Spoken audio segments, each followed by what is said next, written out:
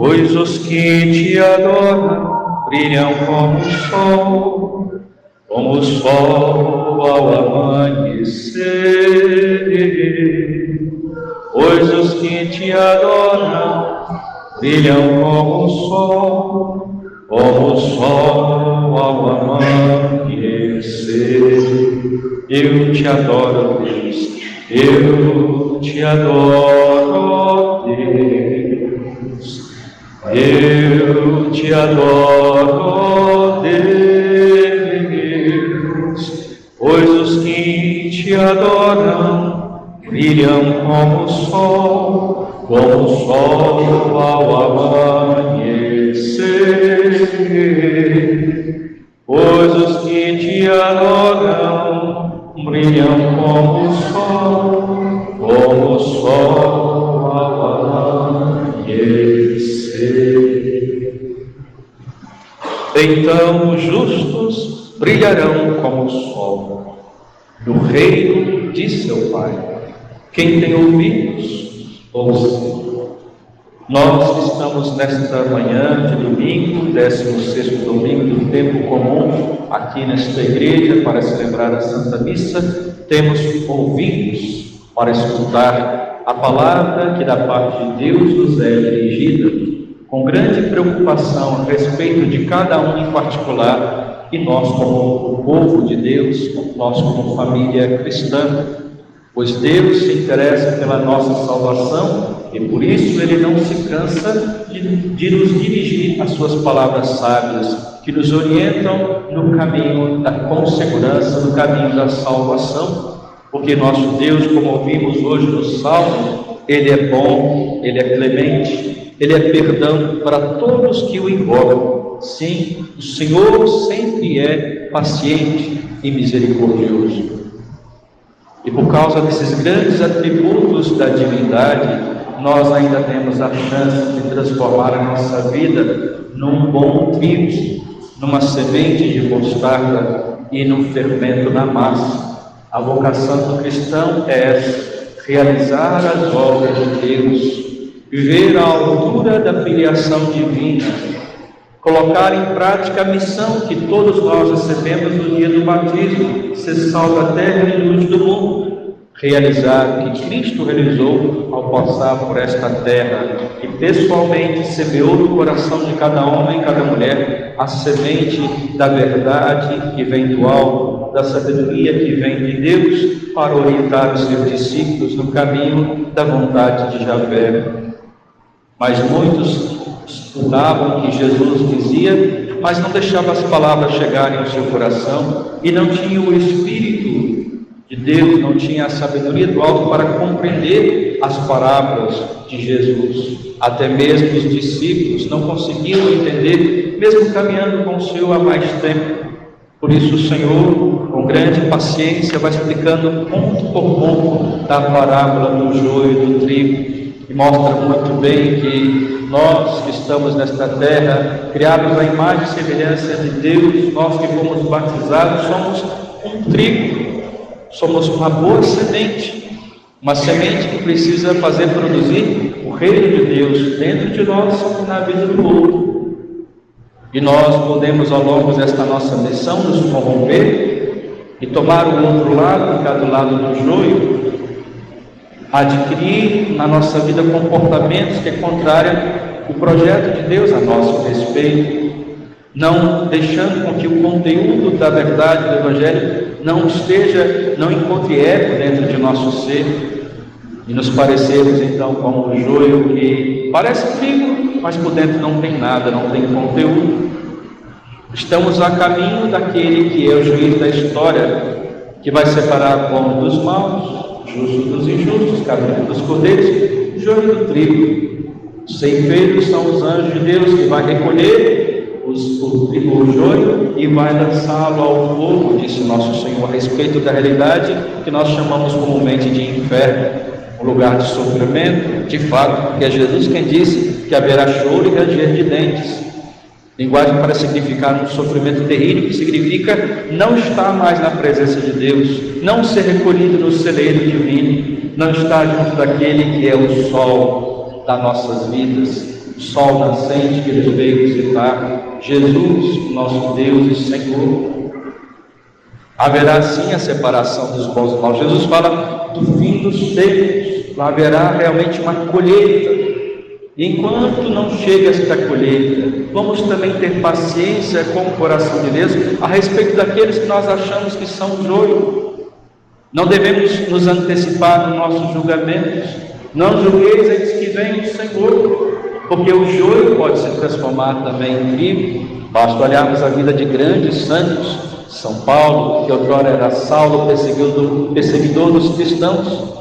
Se Deus tivesse arrancado logo Saulo daquela vida, de levar os cristãos à morte, nós não teríamos a grande sabedoria que estão contidas nas suas cartas. O grande doutor dos gentios, doutor dos pagãos, que nos ensinou muitas coisas na luta, nesse grande combate que o homem trava debaixo desse céu, um bom combate para vencer o homem antigo, a humanidade velha. Se Deus tivesse arrancado logo Santo Agostinho da sua vida depravada, nós não teríamos o glorioso doutor da igreja, Santo Agostinho, bispo, homem que se tornou uma luz no meio dos intelectuais a respeito dos estudos da filosofia e da teologia. Nosso julgamento é muito incapaz de realizar a justiça divina. Só Deus é justo. Ele mesmo vai julgar todas as coisas na medida que Ele só sabe fazer, na medida divina. O Senhor vai julgar e vai chegar esse dia. Nós professamos o credo. Por ora nós devemos ter misericórdia dos outros e também misericórdia de nós, nos perdoarmos, como muitas vezes nós não conseguimos combater com o mesmo afinco que os santos combateram. Faço o mal que não quero, não consigo fazer o bem que me proponho. Experimento em meus membros uma contradição, mas eu não posso desistir. E como São Paulo, para ter essa sabedoria de não mesmo se julgar, ele disse, não que eu tenha a minha consciência me acuse de alguma coisa, nem por isso eu seja justo, mas que não cabe nem a mim mesmo julgar. Cabe a mim bater no próprio peito, reconhecer o pecado, erguer a cabeça, dar a volta por cima e continuar a lição. Não ficar lamentando o pecado passado. Arrepender-se sim, lamentar-se não. Porque o arrependimento, o ato de contrição nos leva à mudança, nos dá uma alegria de recomeçar, porque Deus é bom, paciente e misericordioso. Mas o peso de consciência, lamuriar, murmurar a respeito da miséria que cometeu contra Deus, não, isso não é humildade, isso é falsa humildade, é uma prisão do diabo para te manter na autoacusação. Deus é juiz e o diabo é acusador. Você que é pecador deve fazer o quê? Dobrar o joelho, pedir perdão e recomeçar. Porque ainda dá tempo de transformar essa vida sua, que muitas vezes é vazia, como joio, em bom trigo. Outros fizeram isso. E quantos que eram trigo se transformaram também em joio? Ah, se Deus julgasse como nós julgamos há muito tempo, já teríamos perecido. Cabe a nós, como diz São Paulo, esquecer o que fica para trás, lançar para frente. Porque tem alguém que nos ama de tal forma que não vai abandonar-nos nesta luta como um homem velho. Ele está pronto para nos conceder a graça de nós renovarmos nosso coração. E se Deus tolera o trigo em meio a nós, é porque é bom para nós. Porque no meio do trigo nós adquirimos anticorpos contra a maldade. Acontece que nós vamos viver com a maldade até a volta gloriosa do Senhor. O julgamento vai acontecer, não é agora que o joio será arrancado e que os trigos será recolhido no cereiro de Deus. Vai ter o dia e a hora certa. Se Deus permite e tolera a maldade deste mundo, de nós convivermos com o mal, é para nós adquirirmos nesta luta de sermos fiéis ao Evangelho, adquirirmos virtudes, méritos, que em meio a pessoas difíceis e complicadas, que vivem vícios, nós somos convocados pelo Espírito Santo a desenvolver dentro de nós esta capacidade, essa força imunológica, espiritualmente falando, contra o veneno da serpente, que é o pecado. Uma criança, por exemplo, quando é pequenininha, ainda muito novinha, que ela entra em contato com um vírus, uma bactéria, se dá um fungo, ela vai, ao entrar em contato, ela está não se contaminando propriamente dito, mas ela vai desenvolvendo dentro de si anticorpo. Assim também acontece na vida espiritual, quando nós vivemos no meio de homens e mulheres ímpios, homens e mulheres que vivem contra o Evangelho. Nós que somos semente boa, se nós formos realmente trigo, nós vamos desenvolver esse crescimento na mesma seara, na mesma lavoura. Nós vamos desenvolver a capacidade que Deus dá a todo homem, toda mulher que deseja ser santo como Deus é santo. Ele nos concederá a graça. Basta-te a minha graça, disse Deus para Paulo, que estava naquele combate. Ele sofria a tentação que o diabo ia lá esbofeteá-lo toda noite.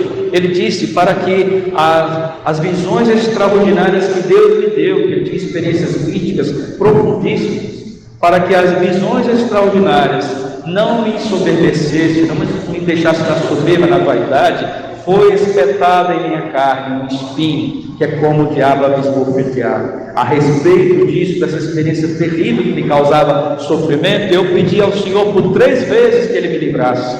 Mas sabe o que o Senhor me disse? Basta-te a minha graça.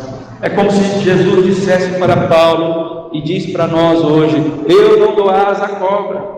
Se eu retirar essa tribulação, essa dificuldade que você está enfrentando no casamento, na convivência no trabalho, dentro da própria igreja, se você não tivesse essa enfermidade, essas limitações, há muito tempo você já teria me traído. Eu sei de que qual você é feito. Se eu permito alguma coisa mal na tua vida, difícil, doloroso, é para o seu próprio bem. Deus não permite o mal se não for tirar um bem maior, meus irmãos. É por isso, aí a gente entende por que o mal parece se vencer, parece que o mal está mandando no mundo, mas é porque para que se manifeste os verdadeiros filhos de Deus. Estamos entrando numa grande dor de parto. O mundo, a natureza, a sociedade está entrando em dor de parto, mas é para que se manifeste os filhos de Deus.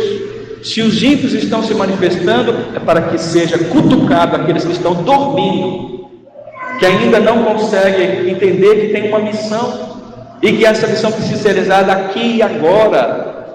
Já passou ontem, o futuro vai depender da nossa luta de agora, do momento presente, e vivermos com intensidade, sabendo que alguém é por nós, alguém que já venceu a morte com sua morte, é por nós, que o Espírito Santo não nos abandona para nos fazer conhecer como Paráclito, defensor, as palavras do Mestre Jesus, e elas tornarem claras para nós, como o próprio Jesus explica para os seus discípulos. E que nós façamos coisas pequenas, precisamos fazer grandes coisas, querer salvar o mundo inteiro, evangelizar Manaus inteira. Não, evangelize a sua igreja doméstica. Comece a trabalhar ali onde Deus te colocou como sacerdote, como pastor, como profeta. As 3 dimensões da vocação batismal. Quando nós somos ungidos com o óleo do Cristo no dia do batismo, o Padre fala de 3 dimensões da vocação do batizado: sacerdotal, real e profética. Tem a sabedoria como a de Salomão, para administrar todas as coisas de Deus. Já pode falar em nome do Senhor, como profeta, e como sacerdote, porque preside ali as coisas sagradas dentro do lar. O chefe de família, a dona de casa, presidir, ser líder dentro de casa, saber que aquele grupo que te é confiado, aquele pequeno rebanho que te é confiado, você vai devolver a Deus no final da sua vida, entregar. Não vá ao Senhor com as mãos vazias, realize a tua missão. Prestaremos conta de tudo que o Senhor nos confiou, somos meros administradores, e disse Jesus: o que se espera dos administradores é que sejam fiéis, e que devemos dizer no final da nossa caminhada: fizemos tudo aquilo que devíamos fazer, nada mais que devíamos fazer. Somos servos e servos inúteis, ou seja, o Senhor não precisa de nós. E se Ele nos coloca no meio do trigo, no meio do joio como trigo, é para que nós possamos ser também como aquele fermento na massa. Mesmo que as pessoas não percebam a graça divina acontecendo dentro de você, mas quando vão se dar conta, você mesmo se der conta, você estará construindo no seu ambiente aquele pão maravilhoso, As mulheres ou os homens que trabalham com pão, que já fizeram pão uma vez, quando você coloca lá a medida de fermento na massa, você não consegue perceber aos olhos nus o crescimento do pão. Você vai lá, deixa lá quietinho, quando você volta, ele está enorme. Hoje a gente tem a chance de filmar, e acelerar as imagens, e perceber esse movimento do pão crescendo, o movimento de uma plantinha que vai crescendo. Mas aos olhos nus, nós não conseguimos. A olho nu a gente não consegue perceber. Tem coisas que nós não vamos perceber agora. Todo o resultado da sua oração a favor do seu casamento, todo o resultado da sua oração em favor do seu marido, da sua esposa, dos seus filhos, ou mesmo dos seus pais, porque tem muitos jovens que estão lutando pela conversão dos seus pais. Mas não queira ver resultado, porque não cabe a você. A Deus cabe o julgamento, o diabo é o acusador, você só trabalhar, arregaçar as mãos e fazer o que tem que ser feito. Ser trigo, ser semente de mostarda, fazendo pequenas coisinhas, gestos pequenos de gentileza, de educação, de compreensão, de atenção. Num trânsito caótico como aqui de Manaus, como é difícil você atravessar uma faixa de pedestre. As pessoas parece que você está fazendo algo de errado, quando você já tem mais ou menos uns 200 metros, você está atravessando, o camarada é capaz de avançar só para te fazer fugir da faixa, correr na faixa. O que diz a lei a respeito disso? O maior cede para o menor. Numa situação dessa assim, você pode fazer a diferença. Não sai também freando em cima da faixa de pedestre, que você vai causar um engavetamento atrás, né? Quando eu vim para cá, quase eu causei um engavetamento, acostumado com outro trânsito. Você tem que ter bom senso, dar sinal, né? Aos poucos nós vamos educando os outros com o nosso comportamento. A gesto de gentileza no casamento, se antecipar com relação à sua esposa, não esperar que ela faça tudo por você e vice-versa. Dê um passo você, tome a iniciativa, faça como Jesus, como Deus, que tomou a iniciativa de nos amar. Não fomos nós que o amamos primeiramente, não, irmãos. Ele tomou a iniciativa, Ele deu o exemplo, agora é a nossa vez. Ele mesmo se inclinou, abaixou, lavou os pés dos discípulos e Ele ordenou, junto àquela ceia derradeira, faça uns com os outros o serviço. E não precisa querer realizar grandes obras sociais, pequenos gestos com amor, pequenas coisas com coração grande, tem valor de eternidade. A gente fala da espiritualidade das almas pequeninas, né? Da espiritualidade de Santa Teresinha do Menino Jesus, que colocava amor em tudo que fazia. Ela contribuiu com a missão da igreja, nunca saiu do mosteiro, mas a sua ação movida por amor, unida a Jesus Cristo, unida ao sacrário, né? No coração da igreja, minha mãe, serei tudo, serei o amor. Ela descobriu a vocação dela dentro do corpo místico de Cristo. Ela queria fazer muitas coisas para o Senhor e compreendeu que não precisa fazer muitas coisas para Deus, basta fazer pequenas com o coração cheio de amor. Fazer com o Senhor, que podemos estar fazendo muitas coisas para Deus, mas sem Deus. Isso significa ser joio. Parece trigo, está lá na superatividade da paróquia, né? Na pastoral do dízimo, na pastoral da catequese, na pastoral da comida, todos os movimentos, participa de todos os movimentos da igreja, mas o conteúdo, ou seja, a vida divina está acompanhando ali dentro. Será que na hora que formos ser recolhidos, o Senhor vai nos recolher no celeiro ou vamos ser lançados no fogo? Porque o que não tem conteúdo vai ser queimado como palha. Esperemos o dia do juízo. Que ninguém pense isso a respeito do outro, bata no próprio peito. Porque pode ser que arrancando o joio antes do tempo, a gente perca muito joio que se transformaria em trigo. A nossa impaciência no processo de conversão do outro pode acabar no casamento, por exemplo. Tem mulheres que estão lutando pela conversão do seu esposo, mas ela está tão impaciente. Não lembro dos exemplos das santas da história da igreja, que passaram anos e anos rezando pela conversão de filho, de marido, e a impaciência deste mundo tão turbulento faz com que a pessoa desista logo e chuta logo o pau da barraca, porque não tem mais paciência. Perdeu-se o trigo que poderia nascer ali. Tomai cuidado de não jogar, diz um provérbio na minha terra, não sei se vocês usam essa expressão aqui. Tomai cuidado de não jogar a água suja com a criança junto. Quando você dá banho na criança, né, na bacia, numa banheirazinha, a nós jogar água suja fora, vai a criança também. Ou seja, não vai na leva do seu julgamento temeroso, seu julgamento temerário, seu julgamento apressado, de colocar todo mundo no mesmo nível, jogar no saco e dizer que todo mundo é isso. Os rótulos que nós vamos adquirindo por essa sociedade que fica dividindo as pessoas, e a gente acaba jogando fora uma amizade por causa do posicionamento, porque é de time de futebol. Ou por causa do boi, né? Porque outro é do vermelho, outro é do azul. Você está lá, gosta até da pessoa, quando descobre que o outro que é do garantido, aí como é que é o nome do outro? Garantido. E o caprichoso. Você era amiga há muitos anos, de repente você descobre que o outro é caprichoso. Aí não. Aí começa já a se distanciar do outro. Não vai para além dessas coisinhas, essas divisões, esse sectarismo que existe no meio da sociedade. Existe dentro do coração de cada homem a probabilidade de uma santidade. Aí entra a sua dinâmica de ser fermento na massa. Se você sente que o outro time, o outro lado, pode chegar a conhecer o Evangelho e se transformar em trigo, então não desista.